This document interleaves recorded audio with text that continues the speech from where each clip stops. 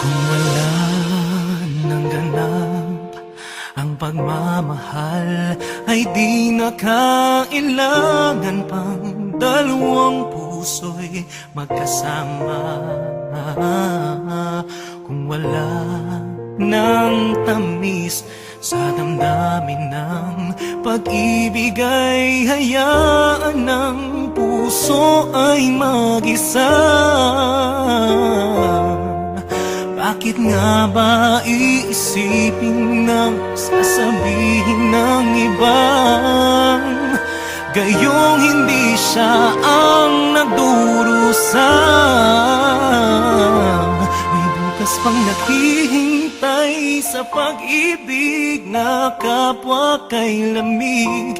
Kapag wala na ang lambing na dati nag-aalab sa init, kapag ang puso ay napagod na at wala na ang pananabik, hindi ba't mabuting magkawalay? Puso sa iba'y dapat ialay, pagkat wala ng pag-ibig na naghihintay.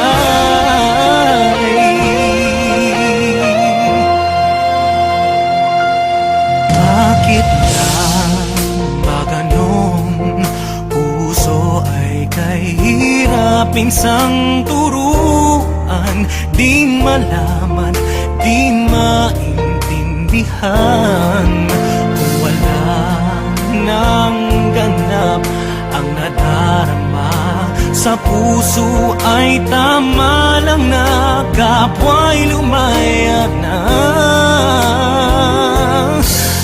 Bakit nga ba iisipin na sasabihin ng iba gayong hindi siya ang nagdurusa?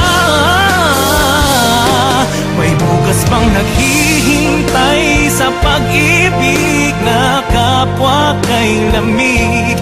Kapag wala na ang lambing na dati nag-aalab sa init, kapag ang puso ay napagod na at wala na ang pananabik, hindi ba't mabuting magkawalay? Puso sa iba'y dapat ialay, pagkat wala ng pag-ibig na naghihintay.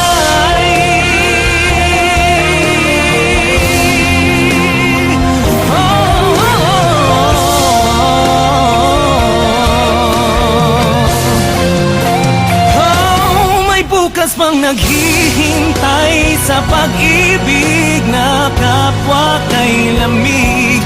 Kapag wala na ang lambing na dati nag-aalab sa init, kapag ang puso ay napagod na at wala na ang pananabik, hindi ba't mabuting magkawalay? Puso sa iba'y dapat ialay,